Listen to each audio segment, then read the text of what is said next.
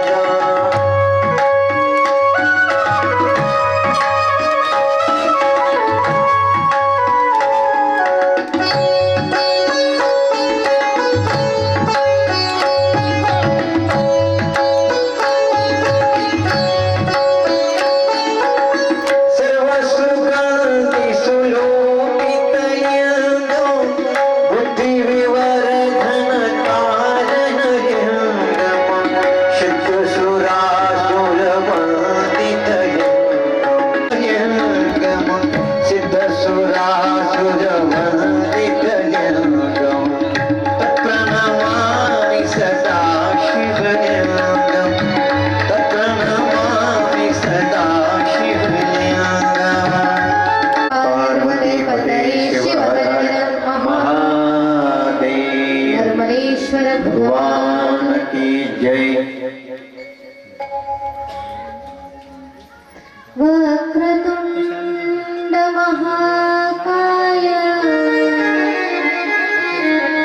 सूर्यकोटि समप्रभ निर्विघ्नं कुरु मे देव सर्वकार्येषु सर्वदा। श्रीपाय गौरी वदनाच्चमुण्ड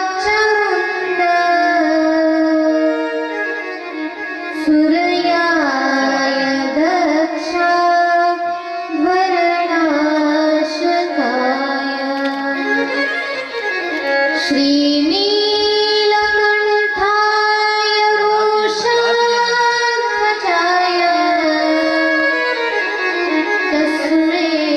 शिकाराय नमः शिवाय। नमामि शमीशान निर्वाण रूपं विभुं व्यापकं ब्रह्म वेद स्वरूपम् अजं निर्गुणं निर्विकल्पं निरीहं चिदाकाशनाकाशवासं भजेऽहं। निराकारमोङ्कारमूलं तुरीयं गिरिज्ञानगोपीतमीशं गिरिं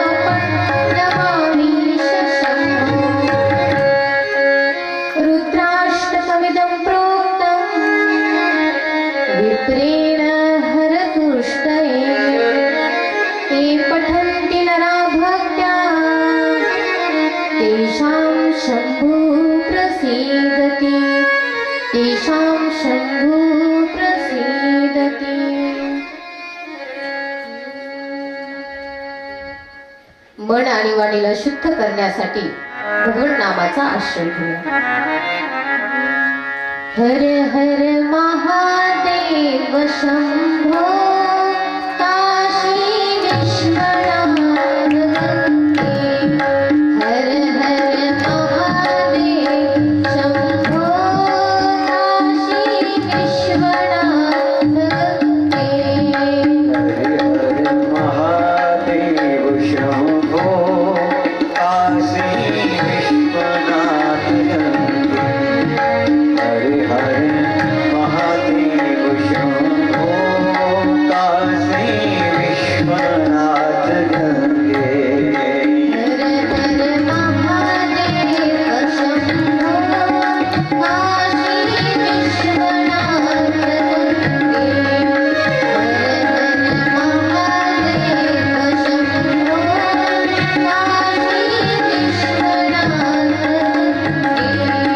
हर हर महादेव शंभो काशी विश्वनाथ गंगे. हरे हरे महादेव शंभो काशी विश्वनाथ गंगे. काशी विश्वनाथ गंगे.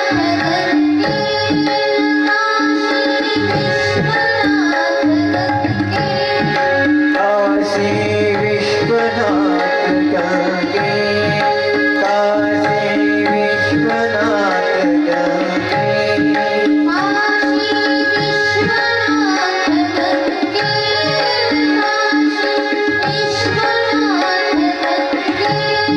काशी विश्वनाथ गंगे. काशी विश्वनाथ गंगे. काशी विश्वनाथ गंगे. हर हर महादेव शंभो काशी विश्वनाथ गंगे. हर हर महादेव शंभो काशी विश्वनाथ गंगे. हरे हरे महादेव शंभो काशी विश्वनाथ गंगे. हरे हरे महादेव शंभो काशी विश्वनाथ गंगे. सर्वांनी हाताने टाळी आणि हनुमाने शिवजींचं नाव.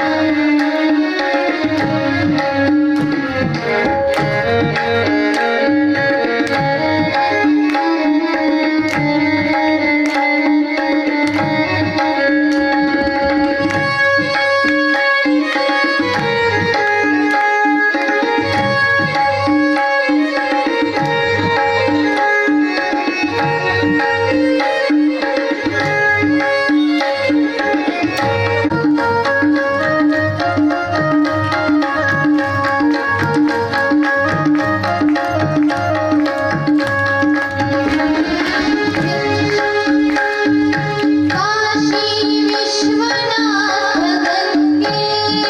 काशी विश्वनाथ गंगे. काशी विश्वनाथ गंगे.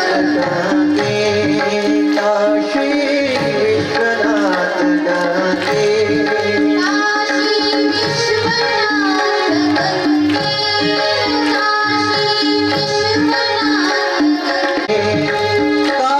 काशी विश्वनाथ गंगे. हर हर महादेव शंभो काशी विश्वनाथ गंगे. हर हर महादेव शंभो काशी विश्वनाथ गंगे. काशी विश्वनाथ गंगे. हर हर महादेव शंभो काशी विश्वनाथ गंगे. हर हर महादेव शंभो काशी विश्वनाथ गंगे. हर हर महादेव विश्वनाथ गंगे. हर हर महादेव शंभो काशी विश्वनाथ. हर हर महादेव शंभो काशी विश्वनाथ गंगे. काशी मी कथा मंडपामध्ये येणार नाहीत असेही काही असतात. असो, आज आपल्या नर्मदेश्वर भगवंताचा वर्धापन दिन आहे आणि आज आपल्या कथेमध्ये पार्वती मातोश्रींचा जन्मोत्सव सुद्धा होणार आहे. वर्धापन दिन म्हणजे आपल्या सोप्या भाषेमध्ये वाढदिवस. आपण वाढदिवस म्हणतो ना, वर्धापन दिन म्हणजे वाढदिवस. तसं भगवंताचा हा तृतीय वर्धापन दिन आहे. नर्मदेला महादेवाची कन्या म्हणतात. का म्हणतात? एक आख्यायिका पुराणानुसार अशी आहे की नर्मदेचा जन्म भोलेनाथांच्या घामापासून झालेला आहे. दुसरी आख्यायिका असं म्हणतात की नर्मदा भूतलावर, या पृथ्वी तलावर लोकांच्या कल्याणासाठी आलेली आहे.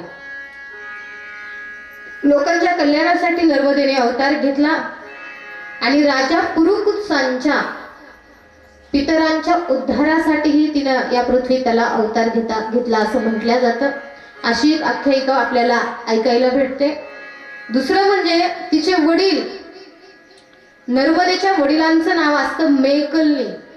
नर्मदेच्या वडिलांचं नाव असतं मैकलनी आणि तिचा विवाह राजकुमार शोणभद्रासोबत ठरवला जातो. नर्मदा वयामध्ये येते आणि तिचा विवाह ठरवला जातो नर्मदा मैयाचा. ज्यावेळेस तिचा विवाह जमतो, शोणभद्रासोबत ठरवला जातो, त्यावेळेस ती त्या शोणभद्राला अन्य स्त्री सोबत पाहते आणि तिला वाटतं आपल्या प्रेमाचा अपमान झालेला आहे, म्हणून ती ठरवते मी विवाह करणार नाही. याच्यासोबत तर करणारच नाही, पण दुसऱ्या सोबत सुद्धा मी विवाह करणार नाही, नको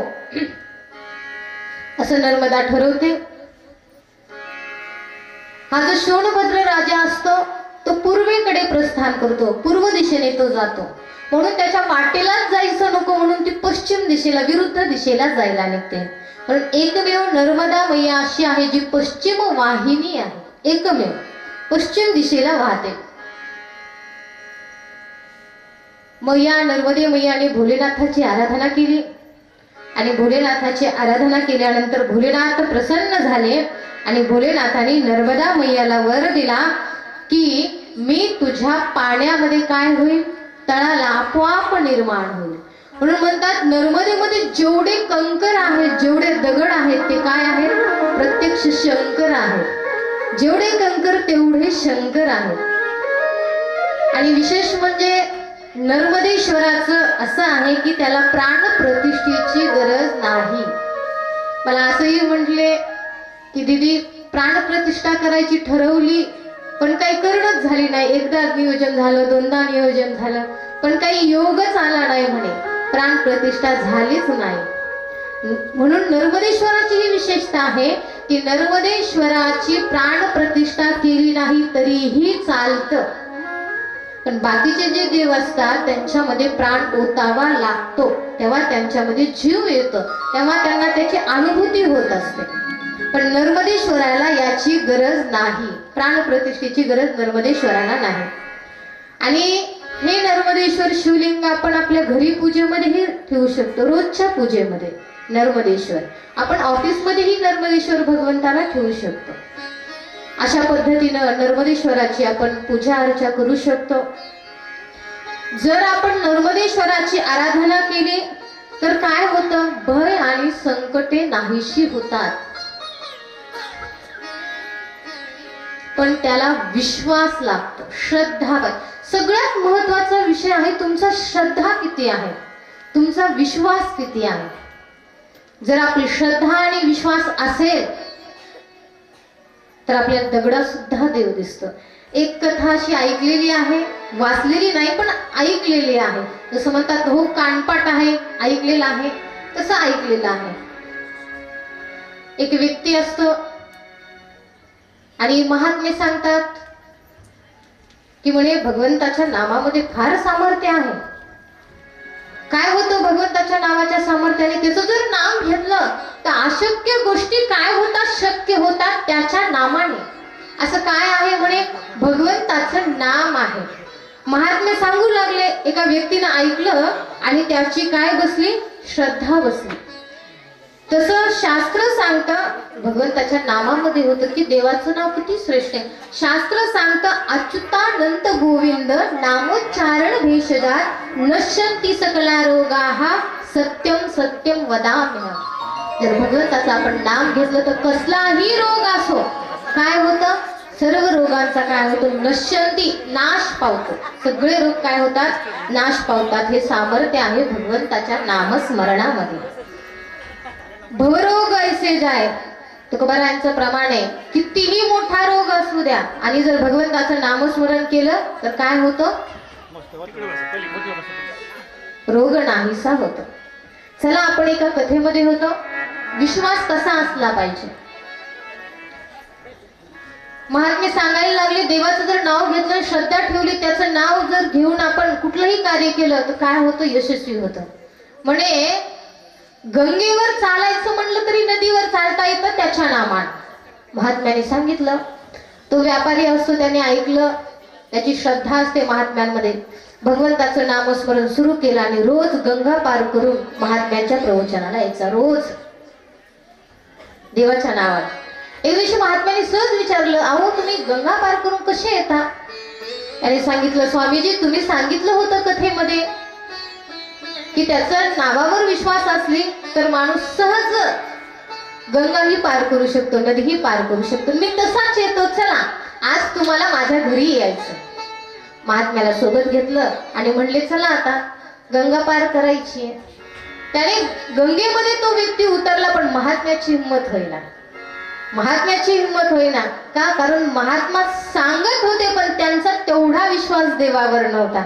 मग त्याने महात्म्यासमोर भगवंताचं नाम घेतलं आणि सहज गंगा पाण्यावर चालून पार केलेली आहे. का, याने विश्वास ठेवला की भगवंताचं नाम घेतल्यानंतर अशक्य शक्य होतं. विश्वास असा असला पाहिजे. असं आपल्या नर्मदेश्वराचा आज वर्धापन दिन आहे. जर आपण नर्मदेश्वराचं आराधना केली, भय संकट त्या ठिकाणी दूर होतात, सुख समृद्धी माणसाला प्राप्त होते. अशी कथा नर्मदेश्वराची आपण पहिल्या दिवशीही श्रवण केलेली आहे. सगळ्यांचं म्हणणं आलं, दीदी परत एकदा नर्मदेश्वराची कथा सांगा, त्यांचा उगम सांगा. त्याचा उगम ही आपण त्या ठिकाणी अमरकंटक या ठिकाणावरून नर्मदेचा उगम झाला आणि त्याच पाण्यामध्ये आपल्याला काय नर्मदेश्वर पाहायला मिळतात. नर्मदेच्या नावावरून भोलेनाथांनी नर्मदेश्वर असं नाम धारण केलेलं आहे. आणि पहिली ही अशी नर्मदा नदी आहे जिचे महात्मे काय करतात, परिक्रमा करतात. कितीतरी लोक नर्मदेच्या परिक्रमेला चाललेत आणि भगवती प्रत्यक्ष दर्शन देते नर्मदा मैया, जी लोक परिक्रमेला जातात. असो, कालच्या कथेमध्ये आपण रुद्रसंहिता पाहिली. त्याच्यामध्ये आपण पाहिलेलं आहे नारदांचं चरित्र, नारदांना झालेला मोह. त्यानंतर बेलाचं महत्व पाहिलं, बेल कसा व्हायचा, बेल कसा असावा, बेल कधी तोडू नये.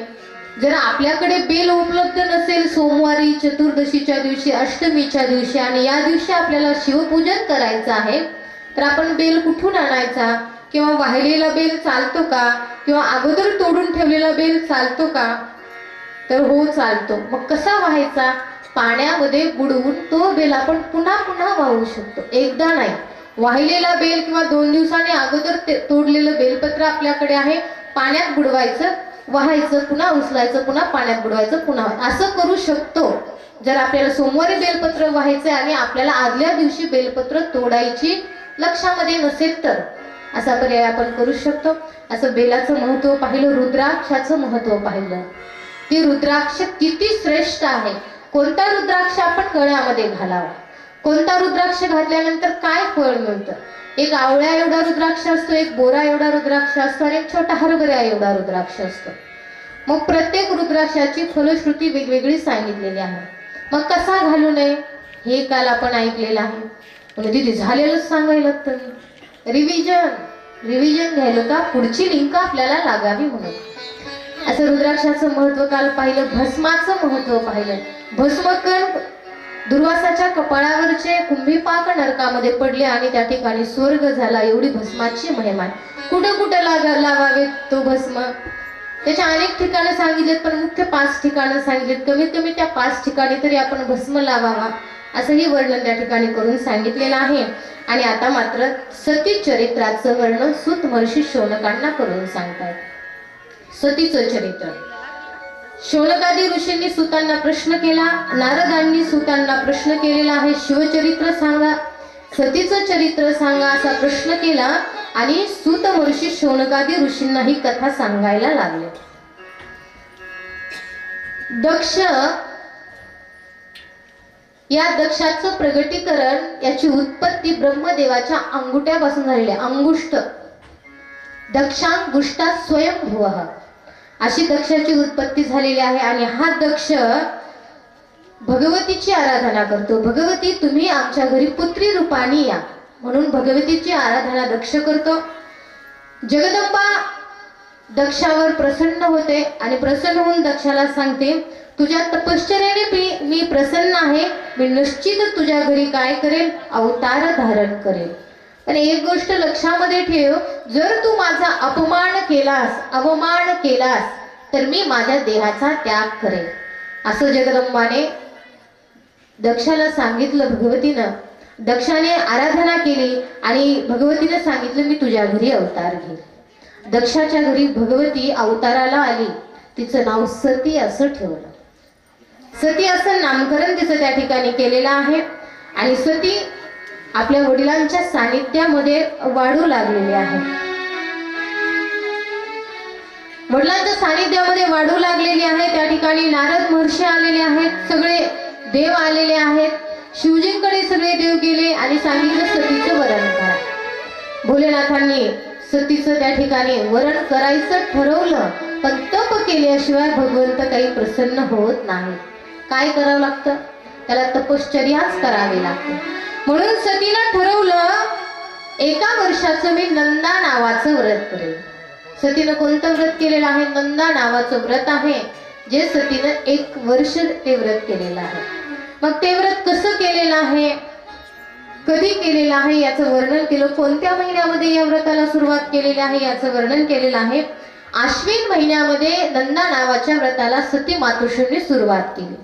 आश्विन महिन्याच्या नंदा तिथीला म्हणजे प्रतिपदेला, षष्ठी तिथी आणि एकादशी या 3 तिथीला गुळ आणि भाताचा नैवेद्य बनवला. लवणरहित म्हणजे त्याच्यात मीठ टाकायचं नाही, बिना मिठाचा नैवेद्य बनवला आणि भोलेनाथांचं पूजन केलं. असा त्या आश्विन महिन्यामध्ये त्यांनी काय केली, भोलेनाथाची आराधना केली या 3 तिथीला. त्याच्यानंतर कार्तिक महिना लागला. या कार्तिक महिन्याच्या चतुर्दशी तिथीला खिरीचा नैवेद्य बनवायचा, भोलेनाथाची आराधना करायची आणि खिरीचा नैवेद्य भोलेनाथांना दाखवायचा. अशी दुसऱ्या कार्तिक महिन्यामध्ये आराधना सती मातोश्रींनी सुरू केली. 3रा महिना लागला मार्गशीर्ष महिना. कृष्ण पक्ष अष्टमी तिथी. या कृष्ण पक्षामध्ये अष्टमी तिथीला जवस आणि तिळाने भोलेनाथाचं पूजन केलं. जवस व्हायचे आणि तीळ भोलेनाथांना व्हायचे. अशा पद्धतीने त्या मार्गशीर्ष महिन्यामध्ये सतीने भोलेनाथांची आराधना केली. 4था महिना लागला पौष महिना, जो उद्यापासून लागणार आहे. असा पौष महिना लागला आणि या पौष महिन्यामध्ये शुक्ल पक्षात सप्तमी तिथीला रात्री जागरण केलं. एकाच तिथीला सप्तमी तिथीला रात्री जागरण केलेलं आहे आणि प्रातःकाली म्हणजे सकाळी खिचडीचा नैवेद्य भोलेनाथांना दाखवला. अशा पद्धतीनं पौष महिन्यामध्ये नंदा नावाचं व्रत सती करू लागलेले आहेत. त्यानंतर माघ महिना लागला. या माघ महिन्याच्या पौर्णिमा तिथीला रात्री जागरण करायचं, प्रातःकाळी सकाळी कपड्यावर स्नान करायचं, ओले कपडे अंगामध्ये ठेवायचे आणि नदीच्या किनारी ओल्या कपड्याने शिवजींची वाळूची मूर्ती, शिवलिंग निर्माण करायचं. अशा पद्धतीनं त्या माघ महिन्यामध्ये आराधना सतीनं सुरू केलेली आहे. फाल्गुन महिना लागला. या फाल्गुन महिन्याच्या कृष्ण चतुर्दशी तिथीला रात्री जागरण केलं आणि रात्री जागरण करून बिल्व पत्राने आणि बिल्व फळाने शिवांचं पूजन केलं. अशा पद्धतीनं फाल्गुन महिना व्यतीत केलेला आहे. चैत्र महिना लागला. या चैत्र महिन्याच्या शुक्ल तिथीमध्ये चतुर्दशीला सतीने पलाश पुष्प आणि दौण्याने भोलेनाथांचं पूजन केलेलं आहे. अशा पद्धतीनं 7वा महिना चैत्र पूर्ण झालेला आहे. 8वा महिना लागला वैशाख. या वैशाख महिन्याच्या शुक्ल तिथीला, शुक्ल पक्षामध्ये तृतीया तिथीला तिळाचा आहार आणि जवसाचा आहार सती मातोश्रींना घ्यायचा आणि भोलेनाथांचं पूजन करायचं. असा 8वा महिना पूर्ण झालेला आहे. 9वा महिना लागला ज्येष्ठ महिना. या ज्येष्ठाच्या महिन्यामध्ये पौर्णिमा तिथीला निराहार राहायचं, काहीही घ्यायचं नाही आणि रात्री जी पुष्प भेटतील त्या पुष्पाने भोलेनाथाचं पूजन करायचं रात्रीच्या वेळी. अशा पद्धतीनं ज्येष्ठाचा महिना पूर्ण झाला. 9 महिने पूर्ण झाले. 10व्या महिन्यामध्ये आषाढ शुक्ल चतुर्दशी तिथीला भोलेनाथांचं पूजन करायचे आणि भोलेनाथांचं पूजन करून तो महिना मातोश्रींनी आषाढ महिना व्यतीत केला.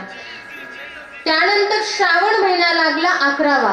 त्या श्रावण महिन्याच्या शुक्ल अष्टमी तिथीला, शुक्ल पक्षामध्ये अष्टमी तिथीला चतुर्दशीच्या तिथीला यज्ञोपवीत आणि वस्त्र अर्पण करून भोलेनाथांचं पूजन सती मातेने केलेलं आहे. यज्ञोपवीत अर्पण करायचं आणि वस्त्र भोलेनाथांना अर्पण करायचे. अशा पद्धतीने 11व्या महिन्यात पूजन केलं. 12वा महिना लागला भाद्रपद महिना. भाद्रपद महिन्याच्या कृष्ण चतुर्दशी तिथीला अनेक पुष्पाने, 2 फूल सोडून जेवढी फुलं भेटतील त्या सगळ्या पुष्पाने भोलेनाथांचं पूजन सतीनं त्या ठिकाणी केलं. आणि तो 12वा महिना पूर्ण होतो की नाही की लगेच प्रत्यक्ष भोलेनाथ सतीच्या समोर उभे राहिले आणि सतीला म्हणायला लागले, सती माझ्यासोबत विवाह करशील का? श्रद्धा असली आणि भोलेनाथांसाठी तप केलं तर त्याला यावंच लागतं, कारण भोलेनाथांसारखा निराळा दुसरा कुणीच नाही. भोलेनाथ कसे आहेत? भोलेनाथ से निराला कोई और नहीं, भोलेनाथ से निराला कोई और नहीं.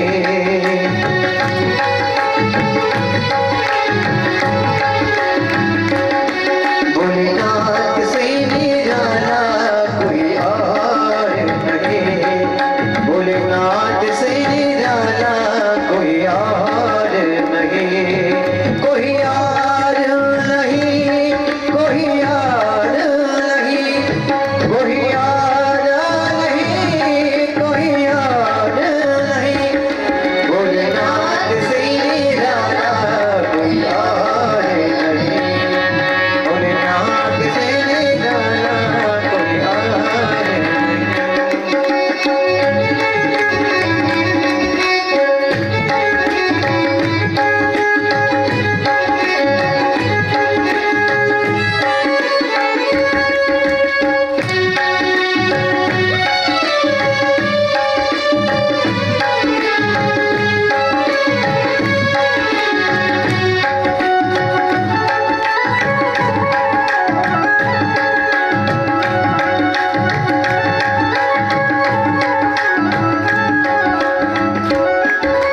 उनका डमरू डम डम बांधे, अगमन गम का भेद खोले, अगमन गम का.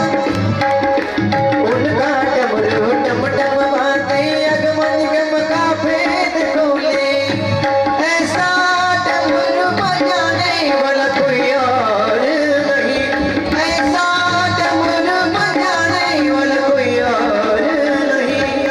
भोलेनाथ से निराला कोई और नहीं, भोलेनाथ से निराला कोई और नहीं, वो कोई और नहीं, कोई और नहीं, कोई और नहीं, कोई और नहीं. भोलेनाथ से निराला कोई और नहीं, भोलेनाथ से निराला कोई और नहीं, भोलेनाथ से निराला कोई और नहीं.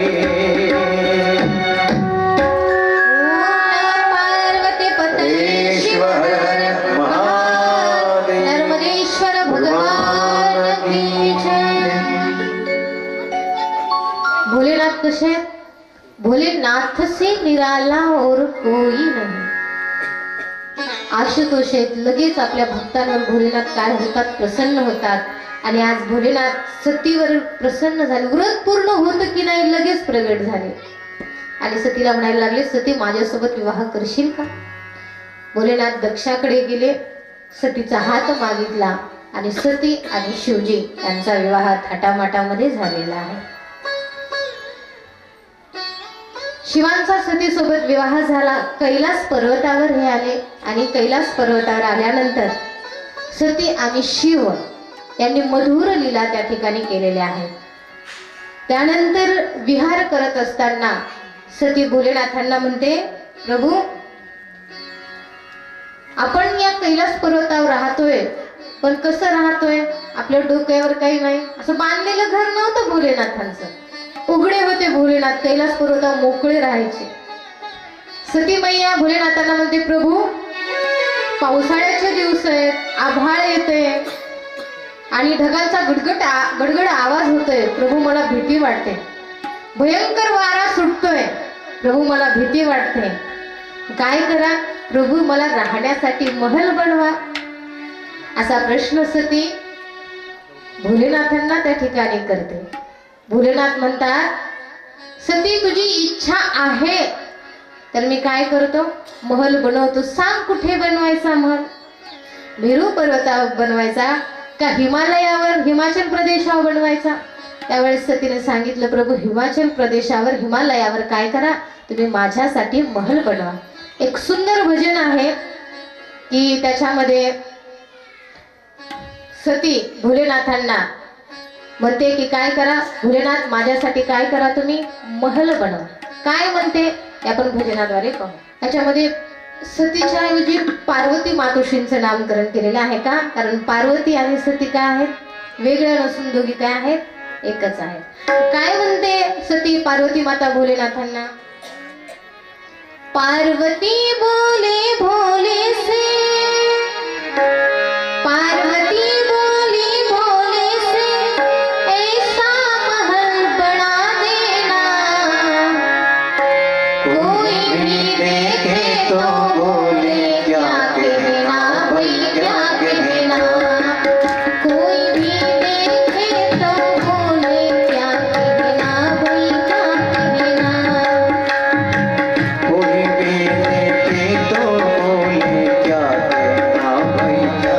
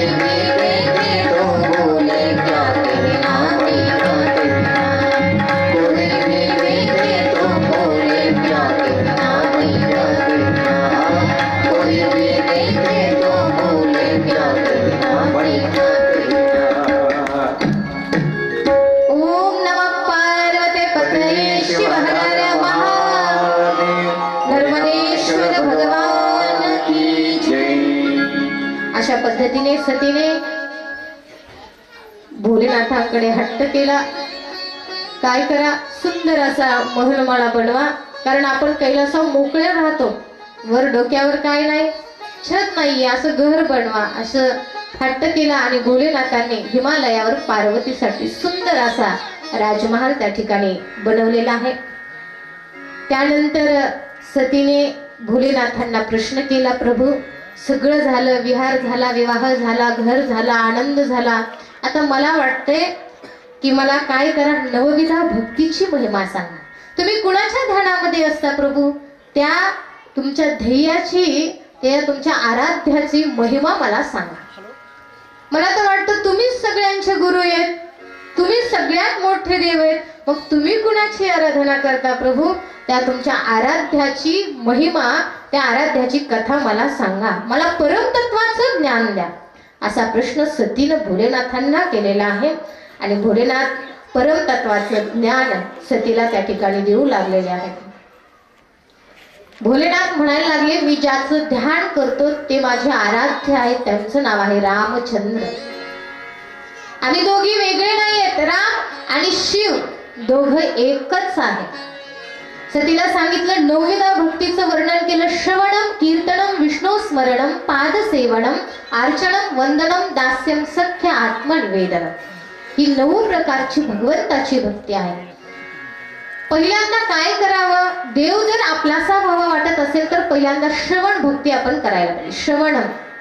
दुसरी सांगितली कीर्तन, मुखाने देवाचं नाम घेणे, भजन म्हणा म्हणलं की भजन म्हणणं, याला कीर्तन भक्ती म्हटलेली आहे. विष्णू स्मरणम, देवाचं स्मरण सतत ठेवणं. पादसेवनम, भगवंताच्या चरणाची सेवा करणं.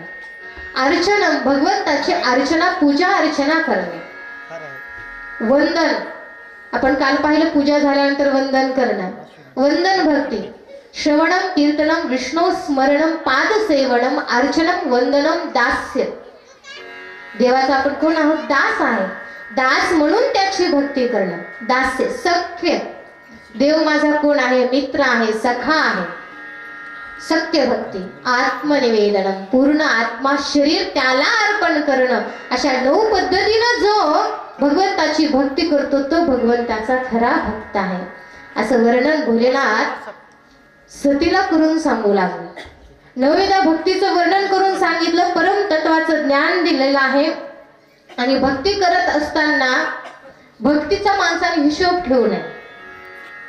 आम्ही 11 माळा रोज करतो, रोज 11 माळा, आमचे एवढे पारायण झाले, आम्ही मोजून एवढ्या शिवकथा ऐकल्यात आहो. भक्तीमध्ये हिशोब ठेवू नये. जर आपण हिशोब ठेवत असो तर तो भक्ती नाही तर काय आहे, व्यापार आहे, व्यापार आहे. एक महात्मा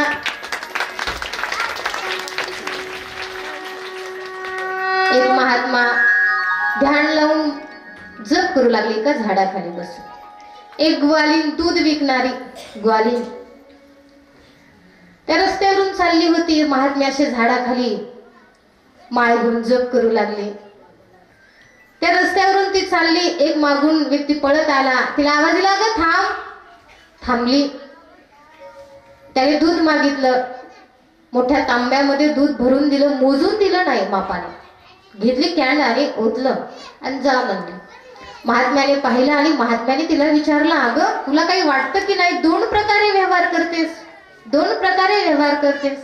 या व्यक्तीच्या अगोदर काही माणसं आली, त्यांना तू मोजून दूध दिलंस, एवढं सुद्धा वर टाकलं नाहीस आणि त्यांच्याकडून लगेच पैसे घेतलेस ना. हा जो माणूस आला मागून, हा जो व्यक्ती आला, त्याला तांब्यावर दूध तसंच दिलंस, पैसेही घेतले नाहीस, काही म्हणलीही नाहीस. असं 2 प्रकारे व्यवहार का करतेस, भेदभाव का करतेस? त्यावेळेस त्या ग्वालीनं, त्या दूधवालीनं एवढं सुंदर उत्तर दिलं. ती म्हणते, अगोदर जे आले होते ते माझे ग्राहक होते, तो माझा व्यवसाय होता, मी त्यांच्याकडून त्यांना दूध देऊन मी पैसे कमवत होते, ते माझे ग्राहक होते. पण हा जो आला ना मागून, तो माझा मित्र होता.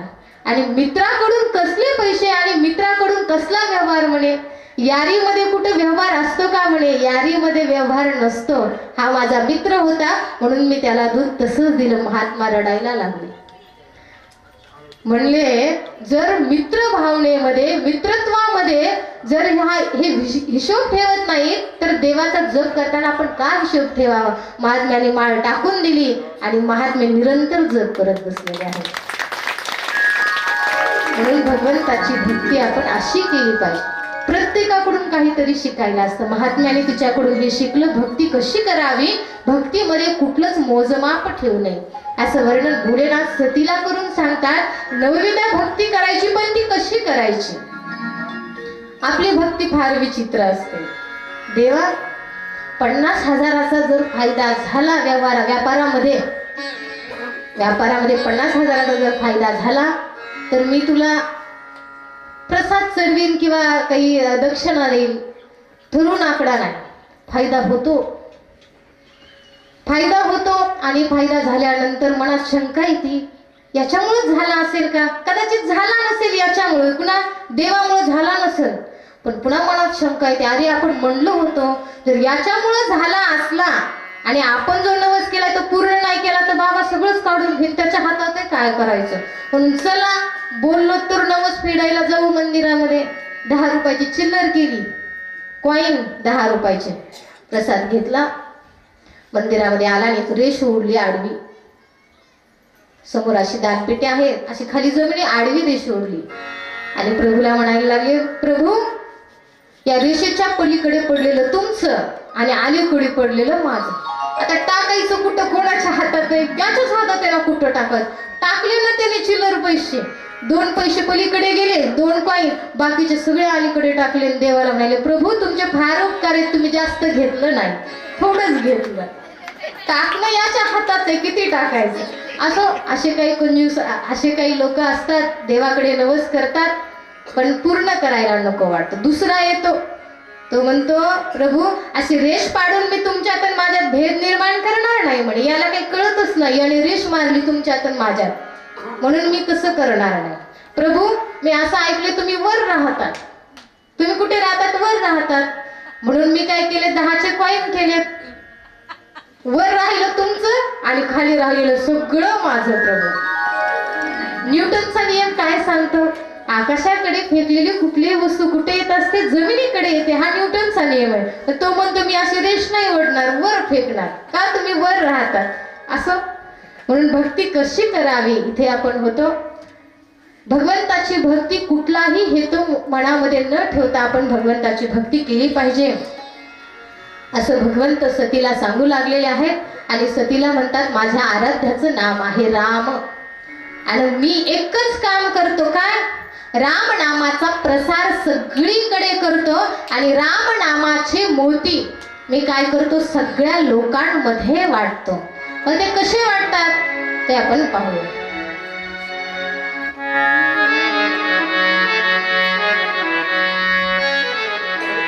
सर्वांनी हाताने टाळी आणि सर्वांनी भजन. राम नाम के हीरे मोती, कृष्ण नाम के हीरे मोती, मैं बिखराऊं गली गली, ले लो रे कोई शाम का प्यारा, शोर मचाओ गली गली.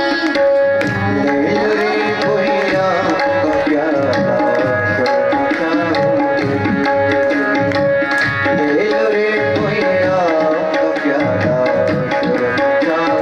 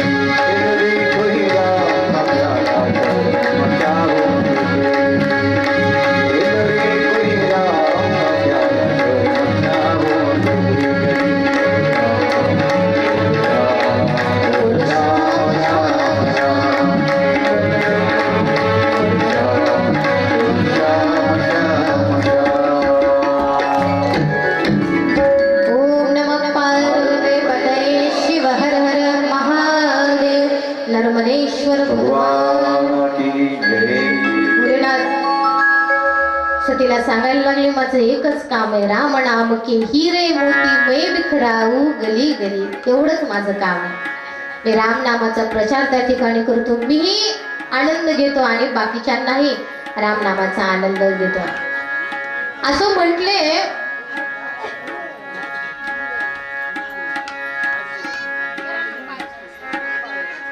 चला लक्ष आहे ना.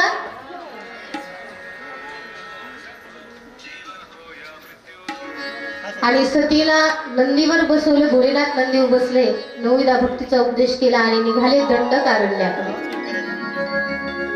दंडकारण्यामध्ये आले आणि त्या ठिकाणी आल्यानंतर प्रभू रामचंद्र वनवासामध्ये होते. प्रभू रामचंद्र वनवासामध्ये होते. रावणाने सीतेचं हरण केलेलं होतं. सीतेचं हरण रावणाने केलं होतं. लक्ष्मण आणि रामप्रभू सीतेचा शोध घेऊ लागले. प्रभू वृक्ष दिसला की त्याला आलिंगन द्यायचे, कवटाळायचे, रडायचे, हे सीते कुठे आहेस, माझी सीता कुठे, हा सीता विलाप करायचे रामचंद्र. आणि एवढ्यामध्ये सती आणि शिवजी त्या ठिकाणी आले. शिवजींना पाहिलं आपला आराध्य लीला करते, म्हणून लांबूनच भोलेनाथांनी नमस्कार केला. हे सच्चिदानंद जगपावन जगन्नाथ परमेश्वर असं म्हटले आणि परमात्म्याला नमस्कार केला रामचंद्राने. सतीला काही कळतच नाही.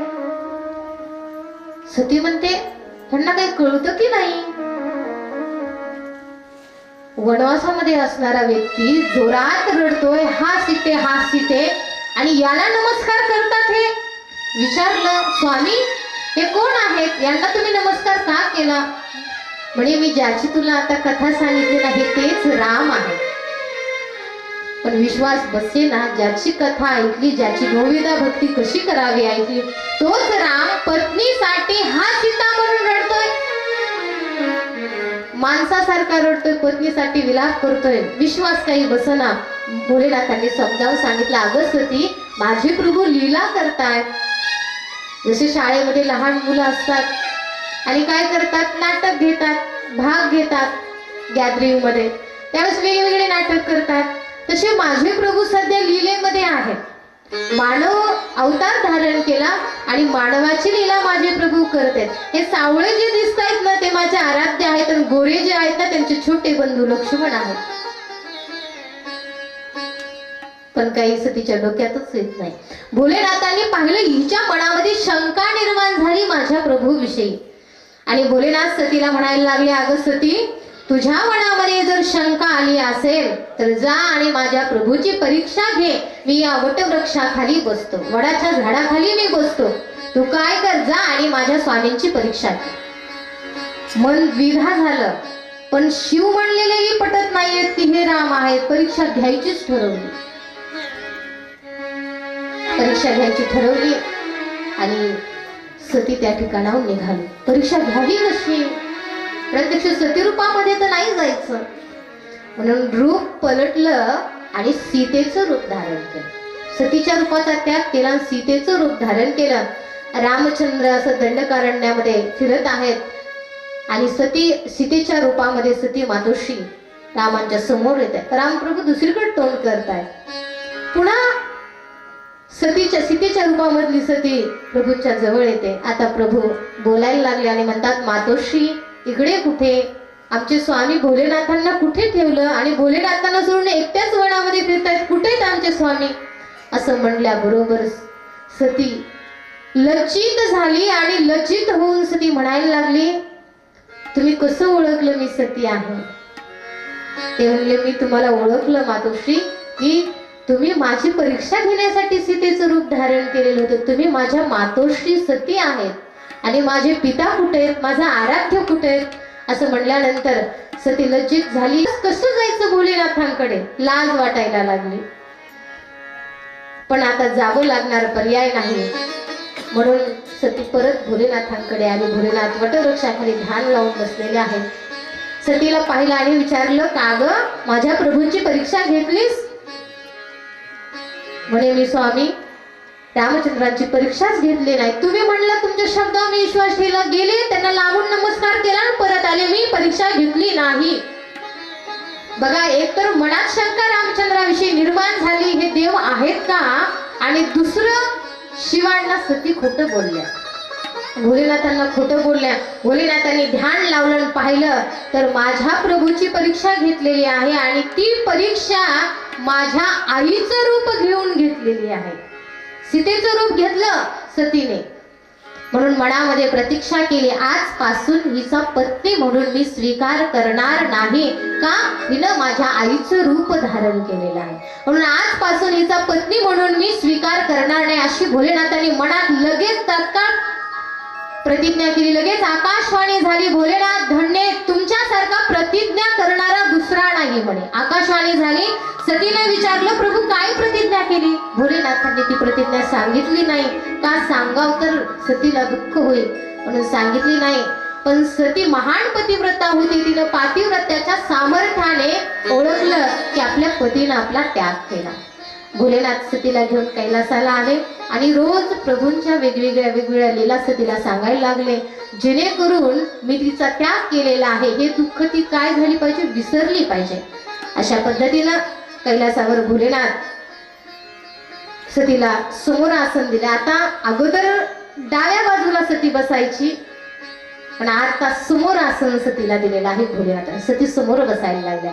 रोज प्रभूंच्या कथा व्हायला लागल्या आणि अशा पद्धतीने बराच काळ गेला आणि सतीचे पिताश्री दक्ष यांनी एक मोठा यज्ञ केला. सगळ्यांना बोलवलं पण सतीला बोलवलं नाही. का बोलवलं नाही? कारण त्यांना शिव आवडत नव्हते. दक्षाला शिव आवडत नव्हते, भोलेनाथ आवडत नव्हते, म्हणून सतीलाही त्यांनी बोलवलं नाही. सगळी देवता आज कैलास पर्वतावरून दक्षाच्या यज्ञामध्ये सहभागी व्हायला जात आहेत. सतीनं चंद्ररोहिणीच्या विमानाला थांबवला, हात केला. अगं कुठे जातेस? रोहिणीनं सांगितलं, अगं तुला माहित नाही तुझ्या बाबांच्या घरी मोठा यज्ञ आहे, त्या यज्ञात आम्ही जातो. अगं तुला बोलवलं नाही? ती कन्या होती, ती म्हणली नाही नाही मला बोलवलंय माझ्या बाबांनी, पण थोडं आवरायचं राहिलं, मी मागून येते, तू पुढे जा. बोलवलेलं असतं का? नाही. पण बापाची किंमत कशी करायची हे कुणाला माहित असते का? मुलीला माहित असतं. म्हणून सती म्हणते, बोलवलंय ग माझ्या बाबांनी, पण मी मागून येते, तू जा. भोलेनाथांकडे आली आणि भोलेनाथांना म्हणायला लागली, प्रभू आपल्याला तुमच्या सासऱ्यांच्या घरी जायचंय.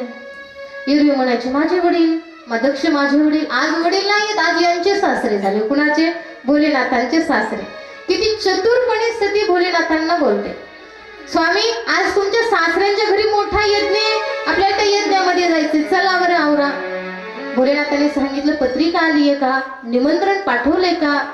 अशा ठिकाणी बोलवता माणसाने जाऊ नये. ती म्हणली पाठवली असेल पण पोहोचली नसेल आपल्यापर्यंत. पाठवली असेल, बाबांनी नाही पाठवली कशी म्हणता, पण आपल्यापर्यंत आली नसेल, चला.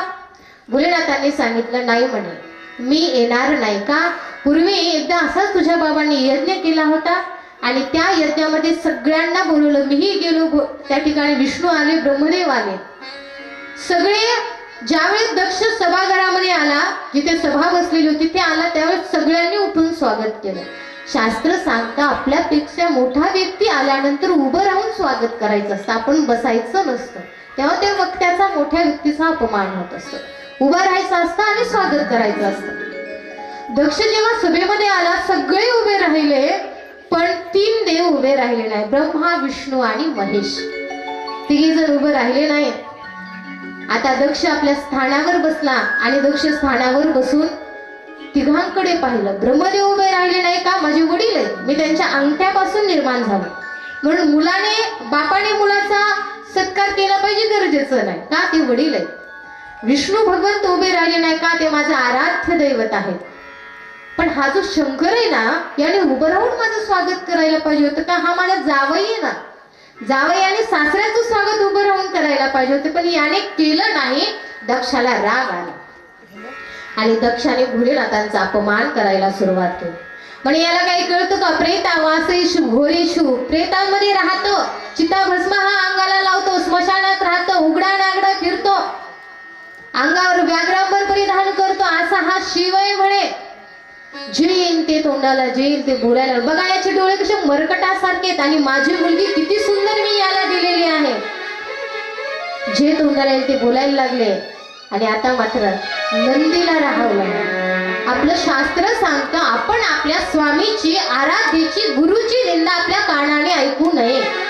जर आपल्यात सामर्थ्य असेल तर त्याला दंड द्यावा, नसेल तर आपण तिथून निघून जावं.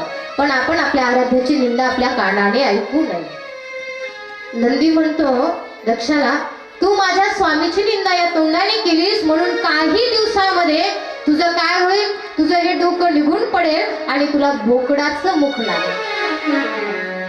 भोलेनाथांनी पाहिलं म्हणे विवाद वाढतोय. वादविवादापासून काय केलं पाहिजे, माणसाने दूर गेलं पाहिजे. हाती काही लागत नाही म्हणून आपण दूर गेलेल्यावर भोलेनाथांनी ठरवलं, सगळे आपले गण घेतले आणि भोलेनाथ कैलासाला आले. पण सतीला आजपर्यंत सांगितलं नाही का, सतीला वाईट वाटत माझ्या बाबांनी माझ्या नवऱ्याचा अपमान केला.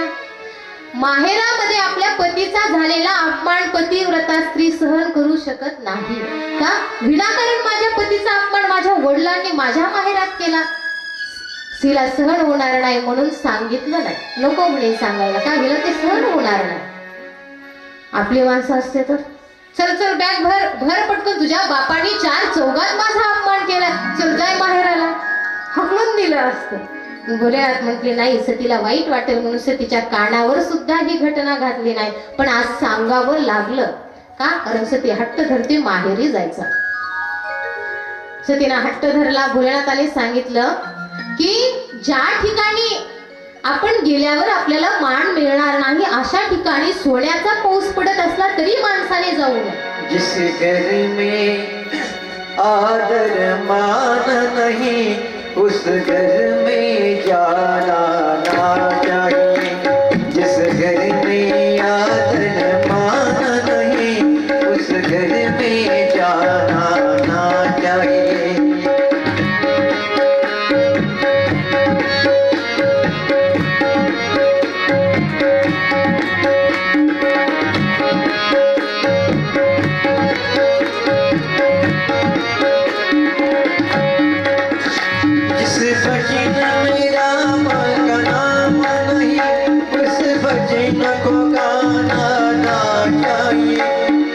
भजन में राम का नाम नहीं उस भजन को गाना ना चाहिए.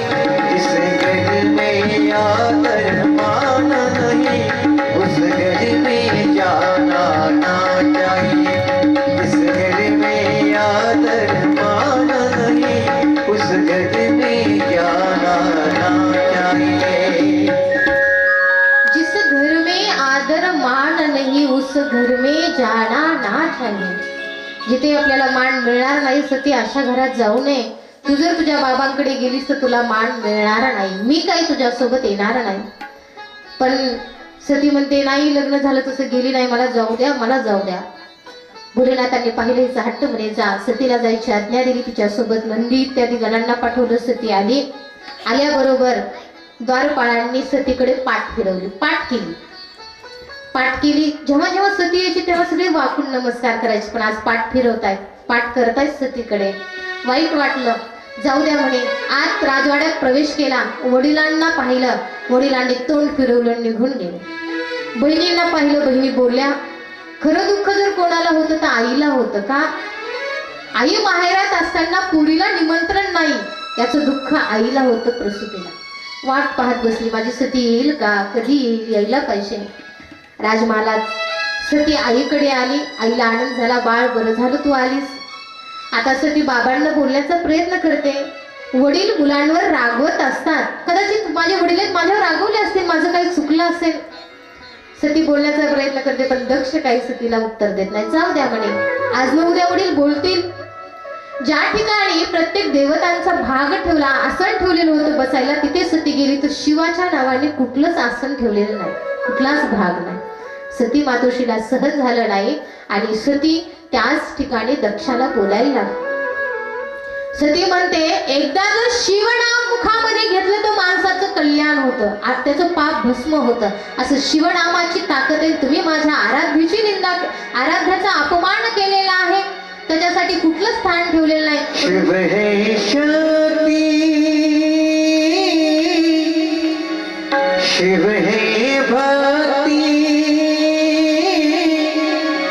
शिव है मुक्ति धाम, शिव है ब्रह्मा, शिव है विष्णु, शिव है मेरा राम। ऐसे शिव आए ना ऐसे श्याम, ऐसे शिव आए ना ऐसे श्याम। जिस दिन जो बाप मेरे, जिस दिन जो बाप मेरे आए ना सुखता, ऐसे शुभ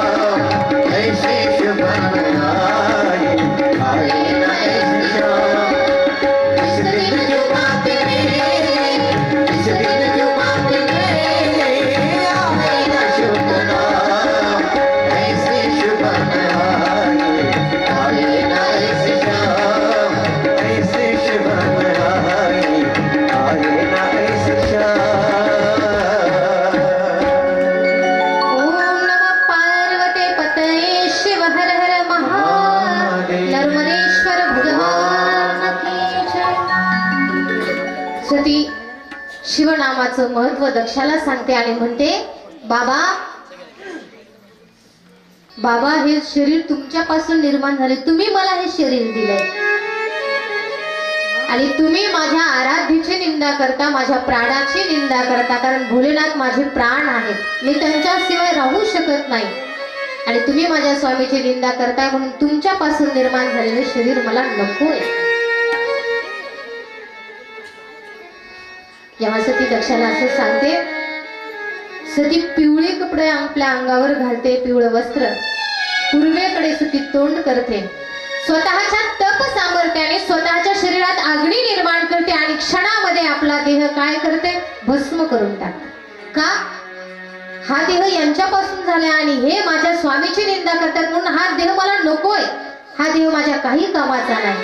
का? माझे पतिदेव माझे स्वामी म्हणले होते जाऊ नको, अपमान होईल, आणि मी जर अशीच परत गेले आणि त्यांनी मला थट्टेने जर म्हटले दाक्षायणी कुमारी, तर काय होईल म्हणे, ते मला लज्जास्पद वाटेल, म्हणून हा देह मला नकोय.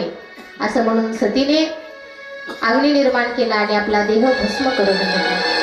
इकडे नारदाला ही बातमी कळाली आणि नारद वर्षी कैलासावर गेले आणि कैलासावर जाऊन भोलेनाथाला सांगितले, प्रभू काही कळालं का? सतीनं आपला देह भस्म करून घेतला. भोलेनाथांना क्रोध आवरला नाही, जटा उपटिली, जमिनीवर टाकली आणि वीरभद्र निर्माण झाला. वीरभद्राला सांगितलं, जा दक्षाच्या यज्ञाचा विध्वंस कर. वीरभद्र दक्षाच्या यज्ञाकडे निघाला. दक्ष यज्ञामध्ये वीरभद्र आलेला आहे, सर्वांचा विनाश केला, अग्निकुंडाचा विनाश केला, जी यज्ञाची सामुग्री होती त्याचा विनाश केलेला आहे. आणि आता तो वीरभद्र दक्षाकडे निघालेला आहे. दक्षाच्या जवळ आला, दक्षाच्या केसांना धरलं, खड्ग हातामध्ये घेतलं आणि दक्षाच्या मानेवर टाकल्याबरोबर दक्षाचा शिरच्छेद झालेला आहे. अशा पद्धतीनं दक्षाचा वध वीरभद्राने केला. यज्ञकुंडामध्ये ते डोकं टाकलं आणि वीरभद्र पुन्हा कैलासाला आले. भोलेनाथांना सर्व घटना सांगितली. आता दक्षाचा यज्ञ अर्धा राहिला, पूर्ण झाला नाही. बराच कालावधी गेला आणि बराच कालावधी गेल्यानंतर सगळी देवता ब्रह्मदेवाकडे आली. म्हणजे दक्षाचा यज्ञ अर्धा राहिलाय, पूर्ण करायचा आहे. भोलेनाथांशिवाय हा यज्ञ पूर्ण होणार नाही. म्हणून चला, कुठे? भोलेनाथांकडे चला. आमची हिंमत नाही जायची. ब्रह्मदेव काय करा, तुम्ही सोबत चला आणि तुम्ही सोबत येऊन दक्ष पूर्ण करायचा भोलेनाथांना सांगा. ब्रह्मदेवाने सर्व देवतांना सोबत घेतलेला आहे. सर्व देवता आले, कैलास पर्वतावर आले. जेव्हा ब्रह्मदेव आले तेव्हा भोलेनाथांनी उभा राहिले, बसा आसन दिलं आणि स्वागत केलं. का? भोलेनाथांचा जन्म ब्रह्मदेवाच्या भ्रुकुटीमधून झालेला आहे, दोन्ही भुवयाच्या मधून, असं भागवतामध्ये आपल्याला वर्णन पाहायला भेटतं. अशा पद्धतीनं ब्रह्मदेवाने सांगितलं आपल्याला यज्ञ पूर्ण करायचा आहे. भोलेनाथ म्हणले काही हरकत नाही, कारण ते आहेतच आशुतोष. विसरून गेले, कधीच केव्हाच विसरून गेले. म्हणले, सांगितलं चला म्हणे करू यज्ञ. आणि भोलेनाथांना घेऊन सगळेजण दक्षाच्या यज्ञामध्ये आलेले आहेत. तिथे आल्यानंतर दक्षाचं धड शरीर तसंच पडलेलं आहे. सांगितलं जा बोकडाचं मुख आणा. का? नंदीचा शाप होता, बोकडाचं मुख लागेल. बोकडाचं डोकं घेऊन या. घेऊन आले आणि ते बोकडाचं डोकं दक्षाला बसवलं. एका क्षणात दक्ष जागा झाला, जसा माणूस झोपेतून उठतो. त्याला काय झालं कळालं नाही. झोपेतून उठल्यासारखा दक्ष उठून बसला आणि रडायला लागला. भोलेनाथाची 3 श्लोकात सुंदर स्तुती केली. प्रभू क्षमा करा, मी तुमचं काय बालक आहे, लहान मुलं आहे. जसं लहान मुलं आईच्या गर्भात असतं, आईला लाथ मारतं, तेव्हा आई त्याच्यावर रागवते का? नाही, आईला आनंद होतो. तसं मी तुमचं गर्भातलं बालक आहे, मी छोटं बालक आहे, माझ्याकडून तुमचा अपमान झाला, मला क्षमा करा. भोलेनाथांनी क्षमा केली. दक्षाचा यज्ञ पूर्ण झाला आणि यज्ञ पूर्ण झाल्यानंतर विष्णू भगवंत प्रगट झाले. आणि प्रगट झाल्यानंतर विष्णू भगवंताने सांगितलं शिव आणि विष्णू यांच्यामध्ये भेद पाहायचा नाही. जेव्हा सीता मातेचं हरण केलं रावणाने आणि रामचंद्र सीतेचा शोध घेण्यासाठी आलेले आहेत, समुद्रावर आले. सेतू समुद्रावर बांधायचा आहे, पलीकडे जायचंय, या संकटातून कसं पार पडायचं म्हणून काय केलं? शिवलिंग रामचंद्रांनी निर्माण केलं. रामांचा आराध्य शिवलिंग निर्माण केलं आणि त्याचं नाव रामेश्वर असं ठेवलं. तेव्हा महात्म्याने त्या रामेश्वर नावाचे 2 अर्थ केले. राम ह ईश्वर यस्य स रामेश्वर. राम ज्याचा ईश्वर आहे तो रामेश्वर. आणि दुसरा अर्थ केला रामस्य ईश्वर स रामेश्वर. रामाचा जो ईश्वर तो रामेश्वर. रामाचा ईश्वर आहे शिव आणि राम ज्याचा ईश्वर राम आहेत शिवांचे ईश्वर. असे 2 अर्थ केले. सांगितलं आमच्या दोघांमध्ये भेद पाहू नका. पंढरीची पहिली वारी कुणी केली तर ती केली भोलेनाथांनी. पंढरीचे पहिले वारकरी आहेत भोलेनाथ. वारकरी संप्रदायातले पहिले भक्त भोलेनाथ आणि शैव संप्रदायातले पहिले भक्त आहेत भगवान विष्णू. भोलेनाथांची पहिली वारी भगवान विष्णूंनी केलेली आहे. असं दोघं एकमेकांच्या हृदयामध्ये निवास करतात. हरिहरा नाही भेद, हरिहरा नाही भेद.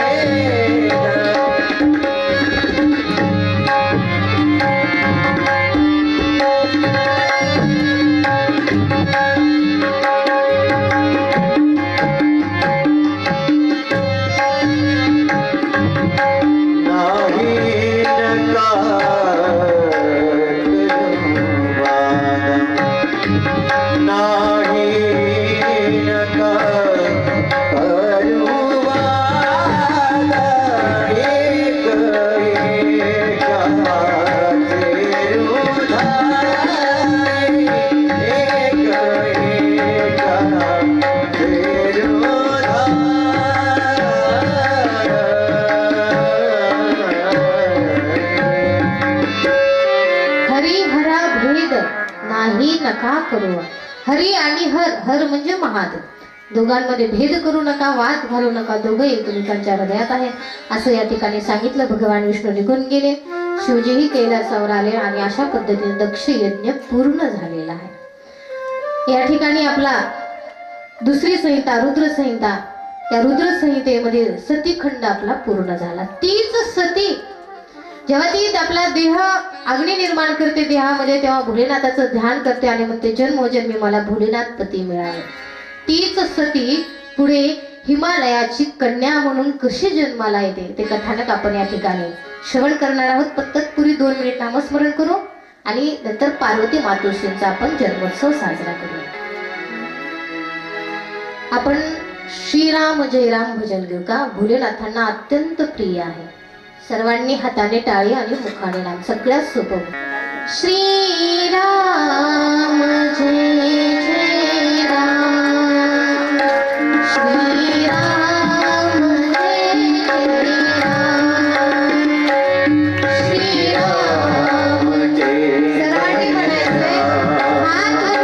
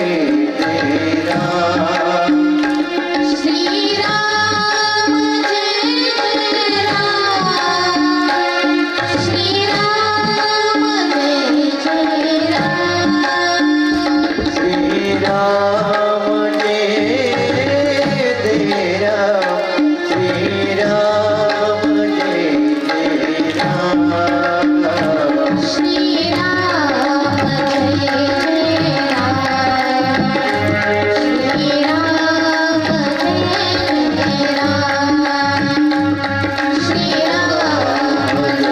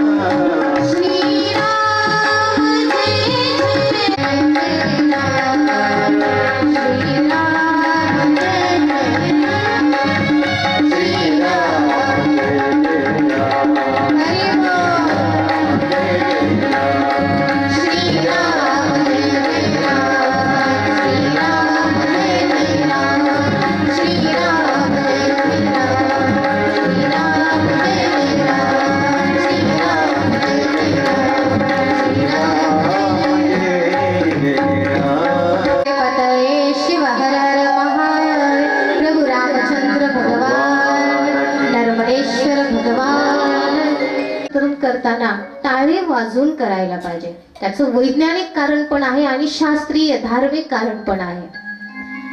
शास्त्रीय कारण धार्मिक कारण असं आहे. शास्त्रीय कारण की टाळी वाजवल्यानंतर पातक नष्ट होतं.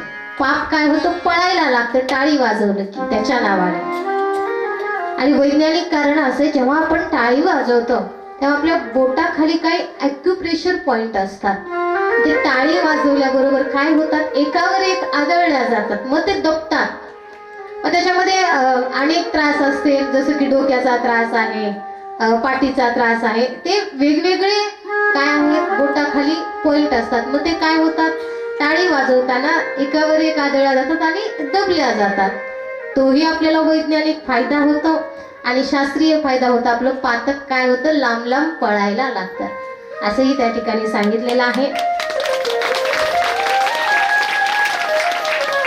असो, परत तुकोबरायांचं एक प्रमाण आहे, माझ्या आता काही पाठ नाही, 900 काहीतरी अभंग आहे गाथ्यातला. आपण जर कथेमध्ये बसलो तर असं म्हणतात, कथेच्या वेळेची, आपण कथेमध्ये बसलेलं असताना आपलं आयुष्य 50 वर्ष आहे. आपण कथेमध्ये जर 2 तास बसलो तर ते 2 तास यमराजाला आपल्या आयुष्यातली वजा करायला जमत नाहीत. हे एवढं कथेचं महत्व आहे. केवढं महत्व आहे कथेचं. मी तो अभंग तुम्हाला उद्या सांगणार. 938 काहीतरी अभंग क्रमांक आहे तुकोबरायांचा, लक्षात नाहीये माझ्या. तर कथेचं एवढं महत्व. 2 तास तुम्ही कथेमध्ये बसलात, 50 वर्ष आयुष्य आहे, त्यातले 2 तास तुम्हाला यमाला, काळाला वजा करायला जमत नाही. ते 2 तास तुमचे स्थिर राहणार, तुमच्या आयुष्याच्या गणनेमध्ये तसेच ते 2 तास येणार. एवढं काय आहे, कथेची महिमा आहे. कथेमध्ये बसण्याची एवढी महिमा आहे. इथे मंडपात येऊन, घरून नाही बरे, घरून नाही, इथे बसण्याचं ज्ञान मंडपामध्ये एवढं महत्व आहे. कालच्या कथेमध्येही आपण पाहिलं, खोटे शब्द नेले तर किती मोठा फायदा होतो. अशा अनेक फायदे आहेत. आपण जर कथेमध्ये त्या ठिकाणी बसलो. असो, अशा पद्धतीनं सतीखंड पूर्ण झाला. तीच सती हिमालयाच्या घरी पुत्री रूपाने अवतार कशी घेते ते चरित्र आपण या ठिकाणी श्रवण करणार आहोत. मेना ही पितरांची कन्या असते. पितर आणि त्यांची पत्नी स्वधा यांना 3 मानस कन्या होतात. मानस कन्या म्हणजे कशा, मनाने मानलेल्या कन्या, त्यांना आपण मानस कन्या म्हणतो. अशा मानस कन्या 3 त्यांना मानस कन्या असतात पितरांना. मोठीचं नाव असतं मेना, मधलीचं नाव असतं धन्या आणि सगळ्यात लहानीचं नाव असतं कलावती. अशा 3 कन्या त्यांना असतात. व्यासमहर्षी वर्णन करतात की ही 3 नावं किती पवित्र आहेत. काय होतं, ही 3 नावं जर आपण उच्चारली तर काय होतं, विघ्नाचं हरण करणारी आहेत ही 3 नावं, मेना, धन्या आणि कलावती. विघ्नाचं हरण करते, महामंगल माणसाला काय करते, ही नावं प्रदान करतात, असं वर्णन केलेलं आहे. एके दिवशी या 3 कन्या भगवान विष्णूंच्या दर्शनासाठी वैकुंठामध्ये येतात. सनकादिक मुनी त्या ठिकाणी आलेले असतात, बसलेले असतात. भगवान विष्णूंना प्रणाम करतात, बसतात. सनकादिक मुनी त्या ठिकाणी येतात, सगळे उभे राहून स्वागत करतात, प्रणाम करतात, पण या 3 करत नाही. म्हणून कधी एखाद्या वेळेस देवाचा अपमान झाला तरी चालेल, पण संतांचा अपमान आपल्याकडून होऊ नये. यांच्याकडून सनकादिक मुनींचा अपमान होतो का, त्यांना नमस्कार करत नाही. सनकादिकांना राग येतो आणि सनकादिक मुनी त्या 3 शाप देतात की तुम्ही माणसाच्या कन्या व्हाल, तुम्ही पितराच्या कन्या आहेत, तुम्ही वैकुंठात जाऊ शकता, इकडे तिकडे फिरू शकता, आचरण करू शकता, पण तुम्ही काय व्हाल, मानवाच्या कन्या व्हाल, असा शाप सनकादिक मुनी त्या 3 देतात. आणि त्या 3 संतांचे पाय धरतात. क्षमा करा, अपराध झाला, काहीतरी उशाप द्या. त्यावेळेस सनकादिक मुनी सांगतात, मी तर शाप दिलेला आहे, तुम्ही मानव कन्या निश्चित होणार, पण तिथेही तुमचं कल्याण होणार, तिथेही तुमचं कल्याण होणार. कसं होणार म्हणे तिथं आमचं कल्याण, म्हणे ही जी सगळ्यात मोठी आहे, सगळ्यात मोठी पितरांची कन्या जी मेना आहे, हिचा विवाह हिमालयासोबत होईल आणि तिच्या घरी प्रत्यक्ष भगवती पार्वती रूपाने अवतार घेईल आणि ही मेना शेवटी कैलासाला जाईल, असा हिचा मोठीचा उद्धार होईल. दुसरी कन्या जिचं नाव आहे धन्या, हिचं काय, तर म्हणे ही जी दुसरी धन्या आहे, हिचा विवाह राजा जनकासोबत होईल आणि हिच्या घरी प्रत्यक्ष भगवती सीता रूपाने अवताराला येईल आणि शेवटी ही धन्या वैकुंठाला जाईल. म्हणे तिसऱ्या कलावतीचं काय, तर तिचं सांगितलं वृषभानाची ही पत्नी होईल. वृषभानाची पत्नी होईल आणि हिच्या घरी प्रत्यक्ष राधा राणी अवताराला येईल आणि ही शेवटी गोलोकाला जाईल. संतांनी शाप दिला पण शापातून या तिघींचा उद्धार केलेला आहे. आणि तीच मेना, आज त्या मेनाचा हिमालयासोबत विवाह होतो का पुढे भगवती याच्या घरी अवताराला त्या ठिकाणी येणार आहे. दोघांचा मेना आणि हिमालयाचा विवाह त्या ठिकाणी होतो. भगवती आपल्या घरी यावी म्हणून मेना काय करते, तपश्चर्या करते. कशी तपश्चर्या करते, कठीण असं तप करते. चैत्र महिन्यामध्ये तपाला सुरुवात करते. तपाशिवाय देव प्राप्त होत नाही. चैत्र महिन्यामध्ये तपाला सुरुवात करते. 27 वर्ष मेना तपश्चर्या त्या ठिकाणी करते का, देवी माझ्या घरी पुत्री रूपाने जन्माला यावी म्हणून. 27 वर्ष तपश्चर्या करते. कशी तपश्चर्या करते, कठीण अशी तपश्चर्या करते. पाण्यावर राहते, नुसतं फळ खाऊन राहते, अशा पद्धतीने कठोर तपश्चर्या करते. भगवती 27 वर्षाने प्रसन्न होते.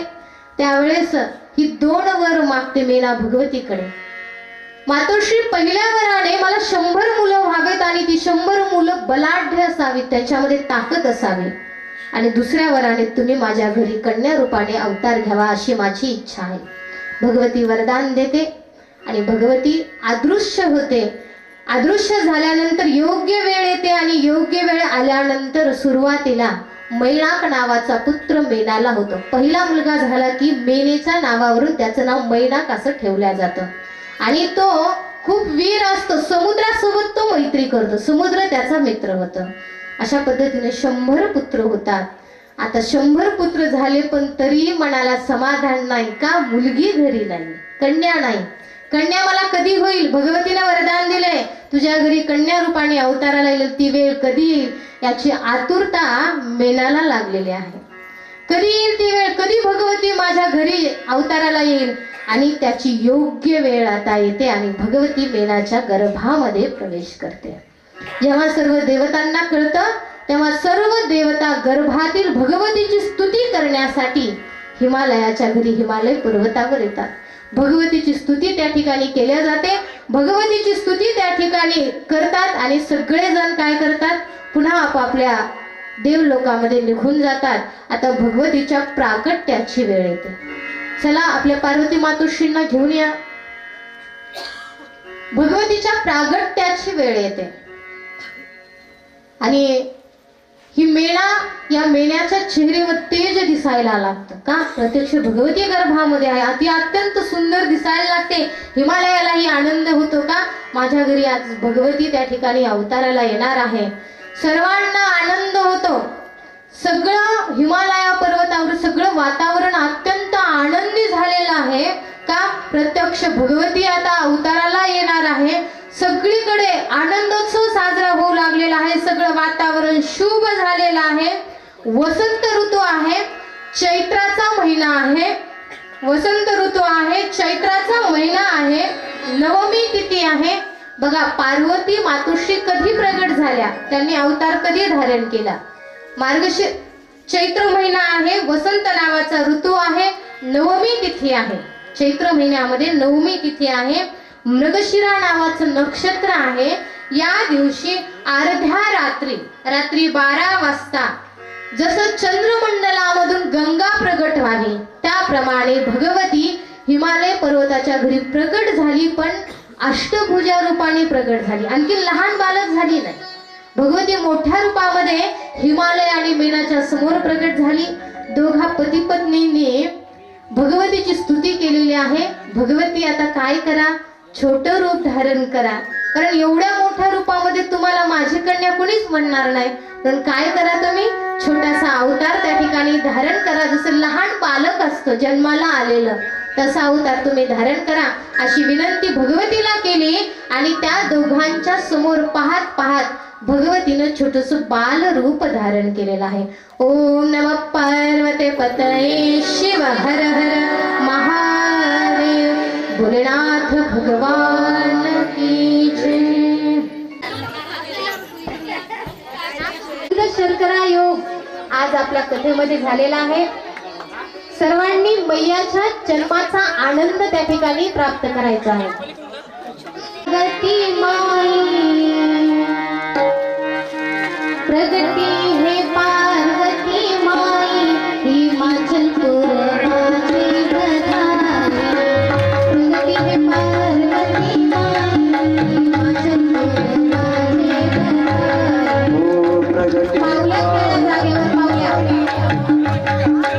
हे माई हिमाचलपुर माझे बधाई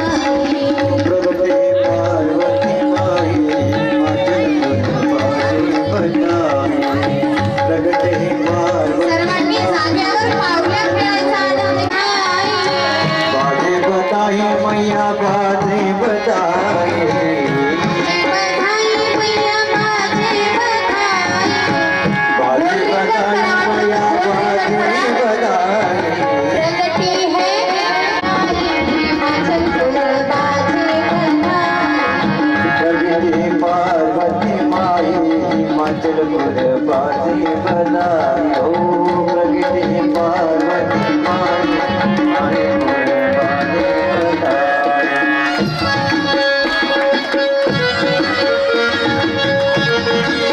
गोल रेखन करून पावली खेळा नियम करा.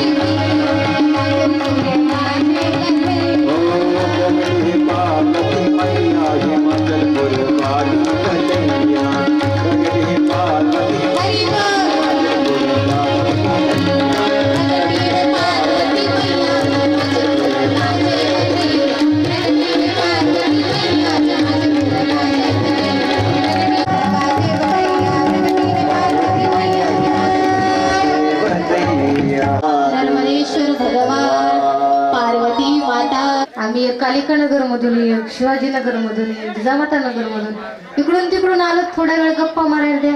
या नगरमधली या गल्लीतली त्या गल्लीतली असं तर काय भेट होत नसतील, होतात का? असो अशा पद्धतीनं पार्वती मातोश्रींचा जन्मोत्सव आपण आपल्या जिजामाता नगरमध्ये आज साजरा केला. आज नर्मदेश्वर भगवंताचा आपला वर्धापन दिनही आहे. पार्वतीने भोलेनाथांना प्राप्त करण्यासाठी कशी आराधना केली, भोलेनाथ पार्वतीवर कसे प्रसन्न झाले, पार्वती मातोश्रींचं वरण कसं केलं, पार्वती मातोश्रींच्या बाललीला आणि भोलेनाथ आणि पार्वती यांचा विवाह ही कथा आपण उद्याच्या कथामध्ये पाहणार आहोत.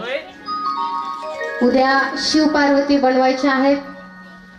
जसं आपण विवाह लावतो त्या पद्धतीनं फटाके आणायचे आहेत आणि त्या पद्धतीनं उद्या शिव पार्वती यांचा विवाह आपल्या या यज्ञ मंडपामध्ये होईल, ज्ञान मंडपामध्ये त्या ठिकाणी होईल.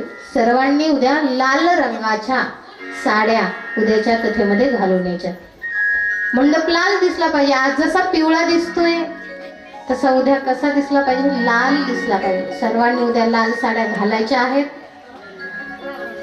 आणि तुम्हाला जर भोलेनाथ आणि पार्वती यांना जर काही आहेर करायचं असेल, कपाट, राजा राणी कपाट, एसी, थंडीचे दिवस आहेत ते गरम हवा बी येते ना त्याच्यातून, एसी, आणखीन काय फ्रीज सांगायले ते इकडून खालून.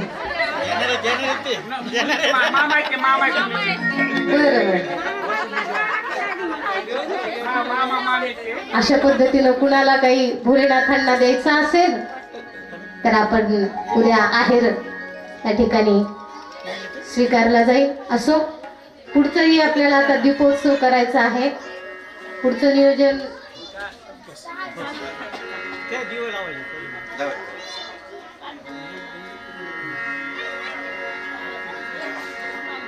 अशा पार्वती मातोश्रींचा जन्म झालेला आहे आणि आपण आता 2 मिनिट नामस्मरण करू. जोपर्यंत दिवे लावून होत नाहीत तोपर्यंत आपण नामस्मरण करूया.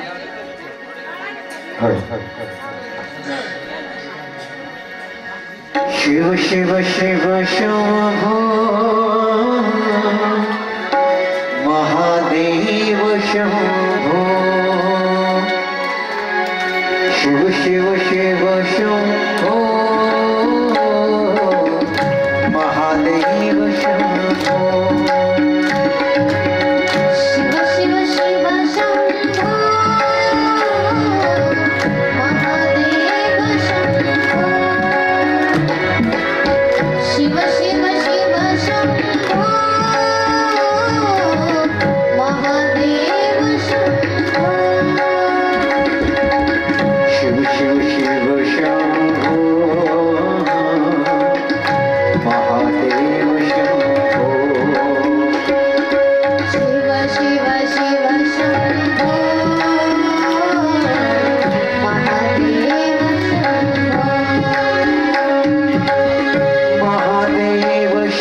शंभो महादेव शंभो, महादेव शंभो महादेव शंभो, महादेव शंभो महादेव शंभो,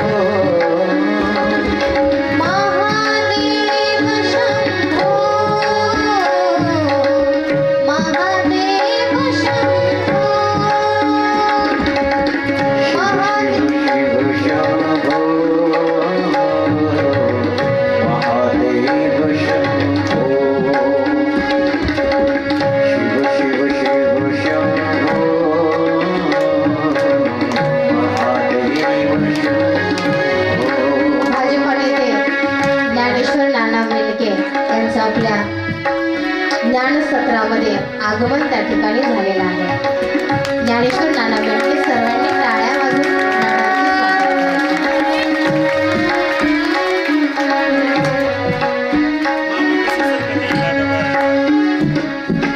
महादेव शंभो महादेव